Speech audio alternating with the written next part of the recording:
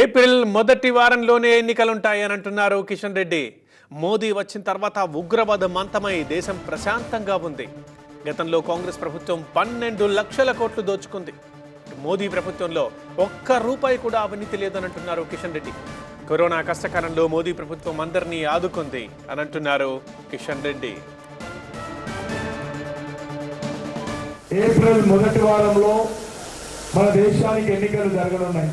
ఉగ్రవాదము ఏ రకంగా అణిచివేయడం జరిగిందో ఈరోజు దేశంలో పాకిస్తాన్ ఐఎస్ఐ ఉగ్రవాదం ఎక్కడా లేదు. పూర్తిగా ఉక్కు పాదంతో అణిచివేయడం జరిగింది.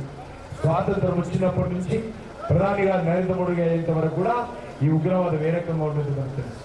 ఒక్కసారి ఆలోచన చేయండి.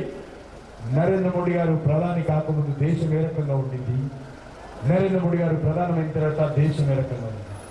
ఈరోజు మరి 9.5 సంవత్సరాలుగా ఒక్క రూపాయి అవినీతికి పాల్పడినటువంటి నీతి నిజాయితీ కూడినటువంటి ప్రభుత్వాన్ని ఇచ్చారు.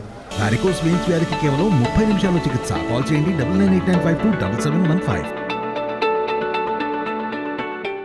మరో కాదు, ఏ పార్టీ కూడా, ఏ వ్యక్తి కూడా, ఏ టీవీ కూడా నరేంద్ర మోడీ గారు అవినీతి పరుడు అని గ్రేలు పెట్టి చూపించలేనటువంటి ఒక సమర్థవంతమైనటువంటి ఒక్క రూపాయి దుర్వినియోగం లేకుండా నీతి నిజాయితీతో పనిచేసినటువంటి నాయకుడు నరేంద్ర మోడీ గారిని సందర్భంగా పనిచేస్తూ